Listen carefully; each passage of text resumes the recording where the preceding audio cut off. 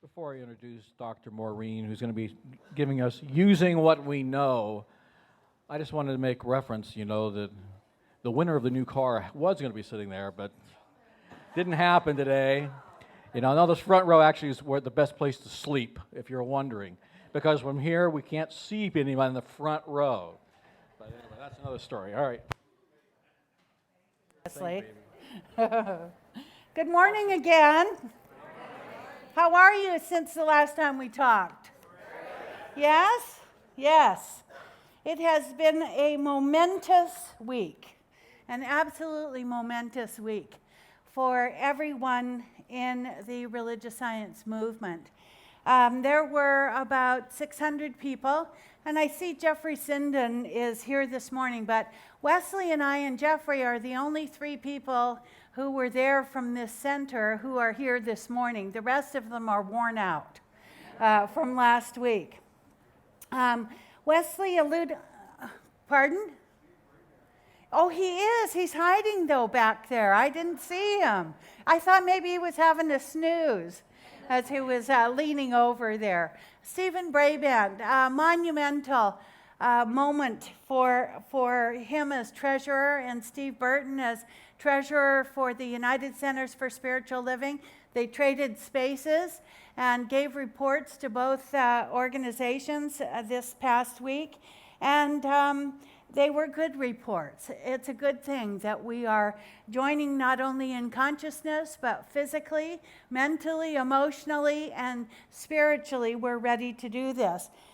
For some of you who are new to this teaching, you might not even know that we were once called Religious Science International, our center, and that the other centers were called the United Church of Religious Science. We have since branded ourselves universally to be called the Centers for Spiritual Living. And this was not a random happenstance, but it came as a result of a very widespread survey as to what people in the 21st century sort of expected from their spiritual communities.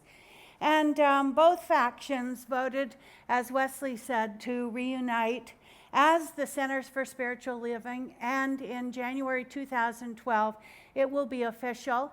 There will be some dissolution stuff that has to take place. And after 58 years, Ernest Holmes is kind of doing the yippee-skippy dance wherever he is, because it is not something that he wanted to have happen in 1954. Oh, Sherry's going to get the car. I can see that. She wanted a new car, so here she is in the front row. Anyway, Ernest asked a question at some point. He said, what is it that we may now feel we know? And how may we use it in a practical way with definiteness and surety? And I think sometimes that's the question. You wake up in the morning, and what is it that I know for today? If you've been in this teaching for a while, you've heard the phrase, the same mind that wrote the test is taking the test. And this has significance, of course, for every one of the ministerial students that is getting ready to take their ministerial entrance exam this next week, including Michael DeFebo and Sandra Dixon from our center, as well as our Maria Teresa Rosso, who's also getting ready to take her exam. And her ministry is going to be a Spanish-speaking ministry. So I can hardly wait to see what evolves out of that. It is something that's very necessary in this community and in Southern California as a whole for us to address those people of Spanish-speaking origin who are largely unchurched. It's also significant to this talk today in that the same mind that wrote this talk is listening to the talk. The same mind that wrote the book that I am reading currently is the same mind that wrote the book. Now, you might think, well, how can that really be? But I could belabor the point ad infinitum, but basically there really is only one mind. And every day in every way, we get to tap into that one mind in the decisions that we make, the places we habituate, the people we surround ourselves with, and the choices that we make based on our previous experience of life. For us, effectively is the operative word. To use any knowledge that we may have, we must first have a conviction that it's true, right? You'd say that, you might agree with me in that. It must be sound and logical. That's another condition, and it must make sense to us. This integration of the two organizations makes sense to me. The integration of this spiritual community makes sense to me. The integration of my circle of influence in my own life makes sense to me. In our minds, there must be no maybes. There must be no perhapses, no doubts or uncertainty. We vote to integrate, the vote to integrate our organization was 99%. And, you know, it doesn't get much better than that. Someone said, well, it's a landslide. Well, yes, intellectually and emotionally, it was accepted as right and correct by the collective consciousness of the individual delegates. And that's all we really needed to know. When a decision is right, you know, my most favorite phrase in my decision-making process, if it's right, make it easy. If it's wrong, make it obvious. And there was nothing obviously wrong about the decision to integrate both these organizations. We have a very firm foundation on which to start our operations, and while we don't know exactly how it will all work out in concert, we do know that God is in the details, and that's all we have to know. Now, in the organizational, from the organizational perspective, that's true, but it's also true in our individual lives. We don't know how things are going to work out. We don't have to know how, because God knows how. God's in the details. On a personal level, I know that God is in the details of my life. I have witnessed this miracle time and time again. And when I try to get in there and try to manipulate or coerce, or I try to make things happen, I mess things up sometimes. I just simply have to do my prayer work and let God have its way with me. And it's kind of a nice thing when it all turns out exactly the way it's supposed to turn out. Using what I know has been immensely helpful in many areas of my life. But sometimes my previous knowledge gets me into trouble, because I think it has to look a certain way. And it really does not have to look a certain way. For example, there are some things that I absolutely know to be true. I know that we live in a spiritual universe, that the ultimate reality is God or spirit. I know that to be true, and that God is both the creator of all things and is all things. I don't mess with the idea of perfection. I am not inclined to tell God how to rise the moon or set the sun, although in truth, neither one of those things really happen, but it's a good example, right? Using what I know, I have an expectation that the moon and sun will appear in accordance with their particular time of day or night. I know that to be true. I also know that there is an impersonal law of mind. This is the aspect of spiritual reality through which and by means of there is a thought, and the thought becomes form in accordance with the law. And I see evidence of that form. I see the demonstration of good in my life in so many different areas. It's every demonstration that I see primes the pump for future demonstrations. The law is a necessary component to my thought becoming a thing because it is exact in its proportion. If you and I had the same idea, for instance, for a new and improved version of a computer program, God doesn't pick a favorite. You know, if Marvin and I have the same idea for this computer program, God simply knows impersonally to support the one of us that gets off our duff and presents the idea to Microsoft in a timely manner. You know, it's as simple as that. How many times have you heard people say, well, you know, I could have invented the hula hoop. You know, I could have invented something. I thought about that years ago.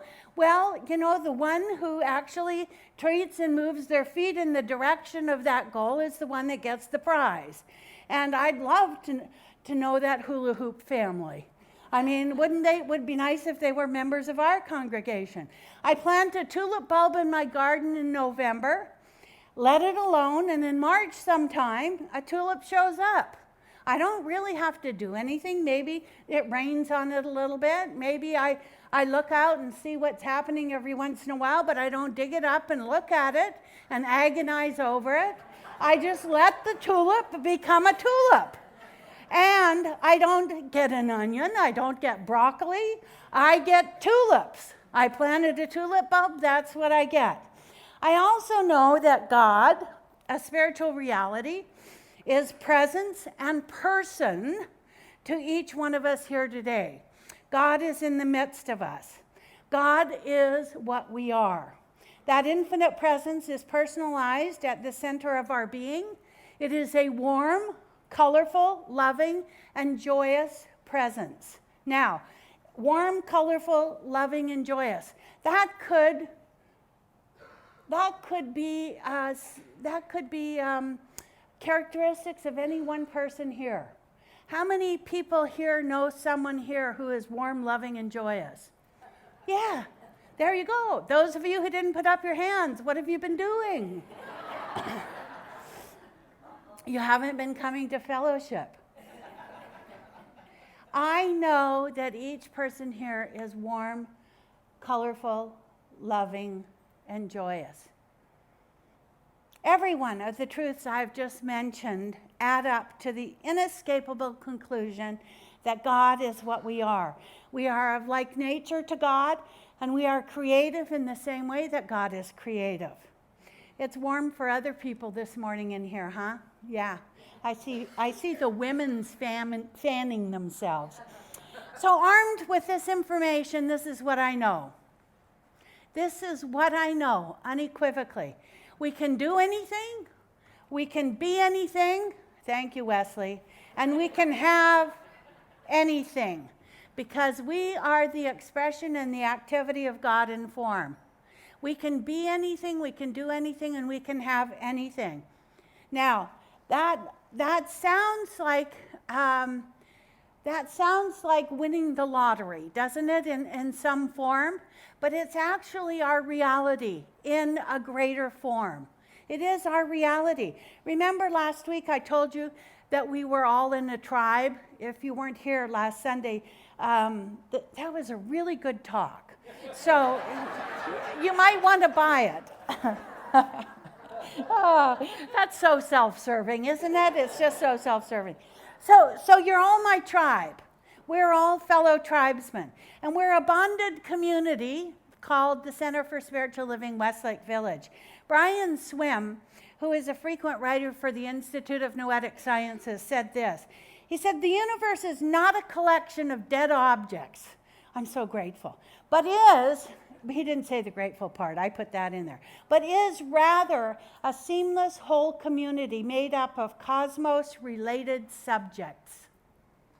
We are a group of cosmos-related subjects. Cosmos, that's the whole enchilada. He also said that we have a common genetic line of development and that every living being on earth is cousin to every other living being. Gives new meaning to the term kissing cousins, doesn't it? It does. We are cousins. We are cousins in this cosmic related community. We are all interconnected through the one mind and through genetics. Does this change anything for anyone but me? I find this astounding and comforting all at the same time. Astounding in that the recognition of a friend in a stranger becomes the recognition of a connection that goes beyond mere form, but speaks to the soul of who I am. And it's comforting to then realize there are no strangers in the world. There are only friends we haven't yet acknowledged. And that happened this past week for so many of us. It happened because we became a family. We became a family. Now, for me, I've never been limited by the organizational thing because for many years I was president of the International New Thought Alliance in Los Angeles. And so it was a conglomerate of all New Thought people, Unity, United, Religious Science International, Independent New Thought. So there were no barriers to the friendships that I created. And so I don't feel that when I go to a Congress or a conference of any kind. But some other people who lived rather isolated did feel some sense of separation. Howard Thurman, the great political activist and divine spiritual being of the 60s, if you haven't ever read anything by him, find something. He's just incredibly wonderful. He actually never wrote anything. His daughter took his talks from years and years in much later years and translated everything, or transcribed everything rather, and wrote a book from what he spoke about. He said, what we have sought, we have found, our own sense of identity. That's why we come to this center, right? We find our sense of identity here. We have committed to heart and to nervous system a feeling of belonging, and our spirits are no longer isolated and afraid. We need to resist the desire to quarantine ourselves, to separate ourselves behind self-imposed walls. We belong to each other. Ooh, this makes me feel so emotional. We belong to each other, and those who shut themselves away diminish themselves, and those who shut others away destroy themselves. Now, I paraphrased a little by gender neutralizing it, what he said, but I know he forgives me wherever he is. You know, the interesting part about that quote by Thurman was that he didn't think that any community could isolate itself and expect to grow and change. You can't be in isolation. You can't be alone in your spirituality because you're never alone in actuality, because you're always walking hand in hand with God, figuratively speaking. Only when the boundaries give way to the coming of others can we truly flourish. So our community gets to open itself up to newness, to new people. We need to welcome the people who walk in here for the first time with open arms, because, you know, I remember what it felt like to come to this center for the first time. I felt alone and isolated at some level, but I had a sense of wanting to belong to something bigger than I was, and I knew that this center was where I wanted to be. Actually, it was over on Hillcrest in those days, and it was a little house, but it was bigger than any other religious organization that I had ever belonged to. What is true for my personal life is true for the life of this spiritual community, and is true for the life of our centers teaching the science of mind. I love my fellow ministers. With all their ego-centered personal priorities, I love the sense of belonging with them. Well, you all have those too. Don't be laughing, because it's not just ministers who have ego-centered personal priorities. I love the sense of belonging with them, their work, and their drama, in much the same way as I do about each and every person here. It's interesting that once the vote was over and we could all sort of relax, one night, only one night, the first few nights were rather intense. The Thursday night, I ended up in the bar with a bunch of ministers. And what I discovered was we were the laughingest group in the bar. We were laughing, and what laughter did was release all that pent-up tension that we'd been feeling all week. But you know, sooner or later, almost everyone gravitated toward our section of the bar, because it's good to laugh. It's good to feel joyous. It's good to find things to make light of, because we take ourselves far too seriously. Dr. Martin Luther King often referred to his beloved community. And what he meant by that is that it's a community rooted, as he said, in the interrelatedness of all life and the unity of human existence under the guidance of a personal God of love and reason who works for the universal wholeness. You know, what happened between 1960 and 2000 to where Martin Luther King's interpretation of a personal God of love and reason got shoved to the back burner? You know, I wonder about that sometimes. But we have that here. We have that here. We have the notion of a loving and personal God at the Center for Spiritual Living. The whole organization is working toward that.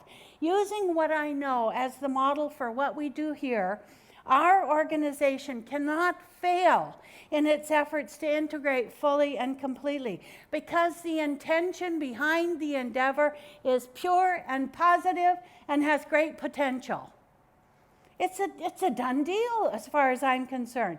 Many people, including our own Dr. Stephen Brabant and Jeffrey Sinden and Wesley Kramer and so many other people who worked on the modules to get us to these silly amendments and bylaw changes, have worked diligently, long hours behind the scenes to create this. But you know, at the end, when we were toasting with champagne, and Reverend Cynthia James stood up and sang a song called One God with the band, while every person in the room, imagine everyone here in concert doing a spiritual mind treatment at the same time she's singing that song, for the success of our integration and for the gratitude for all that has come and is yet to come, the sense of community was palpable, and there was a divine connection. Everyone was in tears. We were all crying. And so many of us came home with head colds. And isn't that the funniest thing? That head colds are all about tears and crying and unshed tears. You know, for men particularly, it's an easy way to get a runny nose and runny eyes because then you don't really have to cry. You just have a cold, right? I pick on the men sometimes, but truly, we were, it was like sometimes religious scientists get sick when they have time and not a moment before. Not a moment before. So that moment when Cynthia James sang One God, and there was a video playing about different religions and customs and philosophies around the world in the background, there was no way that anyone there could not see the intention behind what it is that we want to do. Centers for Spiritual Living. And our vision for this center is to educate people to live spiritually centered lives. That's what the intention is behind it. That's what the vision is. That's what the purpose is of this teaching. Rumi said it this way. He said, I have put duality away and see the two worlds as one. One I seek, one I know. One I see, and one I call. God is the outward, God is the inward. Out beyond duality, we have a home, and it is glory. This is the time of union, the time of eternal beauty. Abandon your stagnant pool for the running waters of life, from the world of separation to the world of union. That's what we're here for. We are here to heal the separation between them and us consciousness. There is no them and us. Joel Osteen spoke about it this morning in his talk. If I could have just recorded that and brought it in, I could have sat there and listened to it with all of you, because it was just the most amazing thing how congruent it is with what we're going through right now. There is no separation. There is no black or white. There is no them and us. You know, we are all interconnected. We are part of that cosmos-related universe. I am so grateful for this center, for you collectively and individually, and for all that is yet to come for us. As Michael DeFebo tells me repeatedly, we have the best center in the movement. We do. We have the best center in the movement. And I believe him today more than ever, because I know that with God, all things are possible. Will you join me in consciousness, please?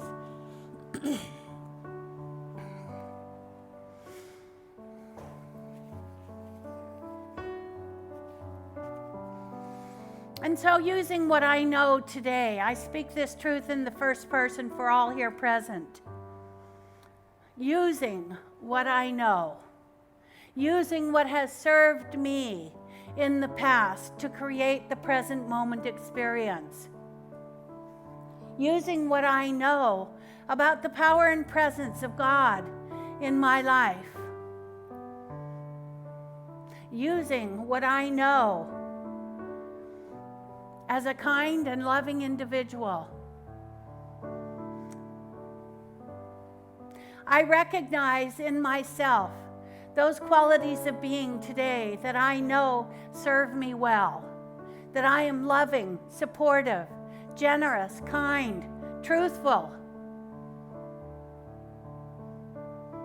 That when I acknowledge those qualities of being, that I see life from an ontological perspective, that my life comes together with clarity, focus, ease, and grace. I know today that when I put God first in my life, that there is one God, and there are many paths to God, and that I acknowledge and embrace every pathway to the awareness of the power and presence of God in my life. That whatever I was before I came to this center for spiritual living has held me in good stead. That everything that I have thought, everything that I have done, everything I have said has got me to where I am today. It is good and very good. And so today I build from this consciousness of oneness. I build from this consciousness of truth. I build from this consciousness of the awareness that I am cause to my own effect, that I am part of the universal whole, that I am interconnected with everyone, that I am a genetic cousin to every other person on this planet. And so when someone in Egypt is in pain, I am in pain. When someone in my immediate family is in joy, I am in joy. I know that I give up nothing of who I am by being generous and loving to every other person. That the light of the candle that I am loses nothing of its own light by lighting another candle. And so it is that I know today unequivocally that we are on the brink of something truly miraculous and truly wonderful. That our lives are about to change this year in ways too profound to be defined by mere words. And so I am open and receptive to God's living spirit of truth today, right here and right now, in a way that I can understand. And that is, the good that I am goes before me in all things. That my consciousness walks into the room before I do physically. And I am known by the company I keep. I am known by the loving and generous nature of who I am, even before that stranger becomes a friend.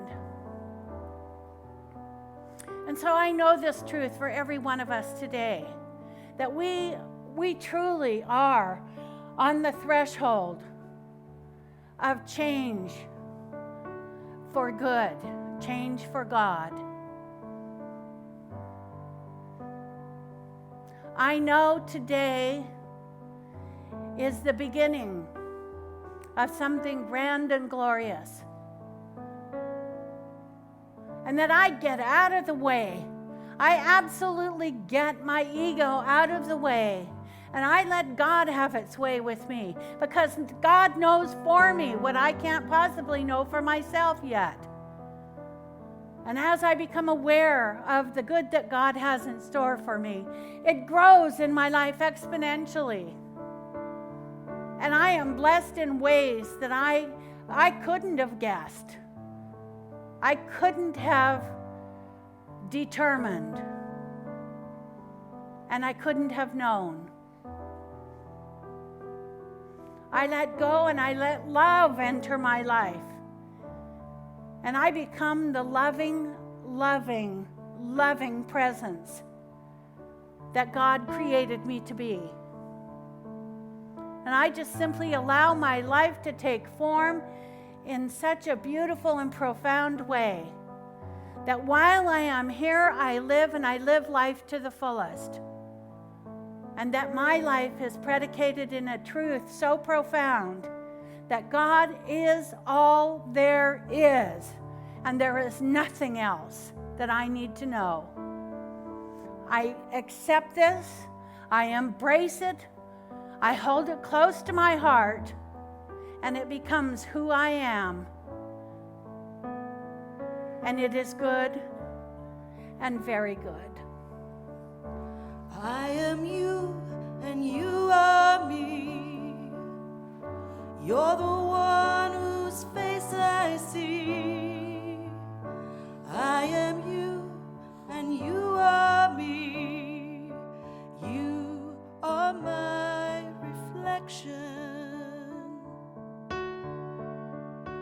You are the face of God, and I am holding you. You are a part of me. You are the face of God. You are the face of God. I hold you in my heart. You are a part of me. You are the face of God. And so it is. And welcome, Maureen.